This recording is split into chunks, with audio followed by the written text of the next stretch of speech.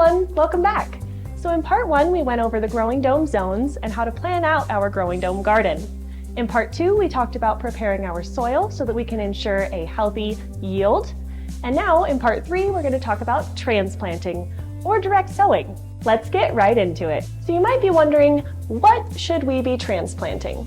Well, there's a lot of different things that can be started off in seed trays before planting in the garden beds, such as tomatoes, cucumbers, eggplants, herbs, a lot of flowers. Those will all do very well starting off in trays and then being transplanted into the beds after their true leaves have formed. So when should we be transplanting? As a good rule of thumb, it's best to wait until the plant's true leaves have formed. You might be wondering what a true leaf is. So when your seedling starts, it's going to start off with cotyledons, or seed leaves.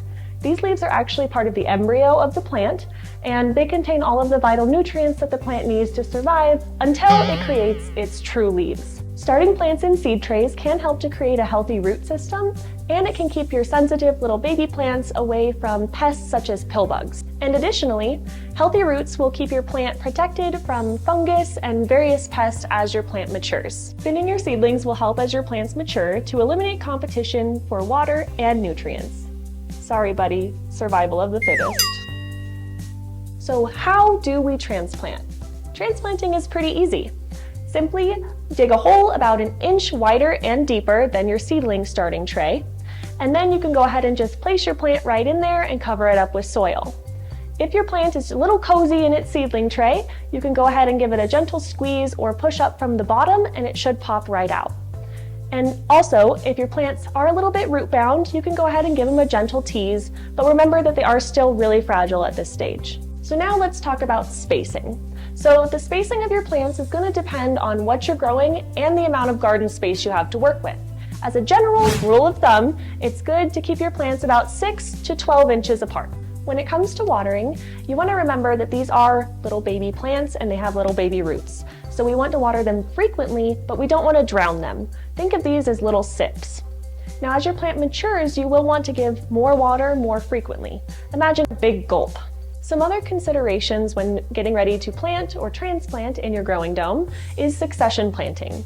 This is making sure that you have new plants to replace plants that have already matured throughout the season. That way you have fresh produce all year long. Rotating crops will help replenish the soil in between seasons. For example, consider planting tomatoes where you once planted beans or peas, or vice versa. Making sure to swap out heavy feeders with nitrogen fixers will help replenish your soil and make the prep work a little bit easier next time around.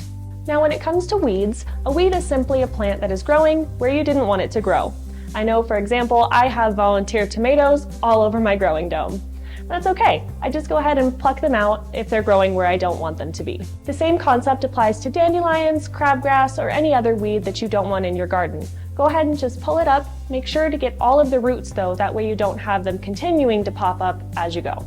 So if you took the time to prepare your raised beds before planting, you shouldn't need to worry too much about fertilizing heavily throughout the season. A little drink of compost tea should do the trick, or if you don't have a compost system, you can utilize banana water. I like to soak 2 to 3 banana peels in some water and I let that sit for about 24 hours and then I water my plants with this. Bananas contain magnesium, calcium, and phosphorus, which is great for plants and also great for you. Make sure that your bananas are organic because you want to make sure that you're feeding your plants things that you would like to eat. So your plants are most vulnerable to pest infestation at this young stage. Companion planting with trap crops like marigolds is also a great way to keep the population of pests at bay. In all honesty, if I have a plant that is infested and is creating a breeding ground for a population that could impact the rest of my plants, I'm just going to go ahead and pull it. I'd rather go ahead and get rid of that plant and start from scratch than have an ongoing battle on my hands.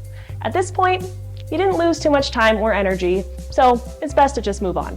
We hope that you found some helpful tips on getting started with planting your growing dome garden. Remember, gardening is as much of an experiment as it is an exact science. Try something new, plant a new variety, try it in a different spot, give it more or less water, figure out what works best for you in your growing environment. Make sure that you subscribe and turn on that notification bell so that you never miss a video. And all of our socials are linked down below so you can follow us on your favorites. Thank you so much for watching, and we'll see you soon.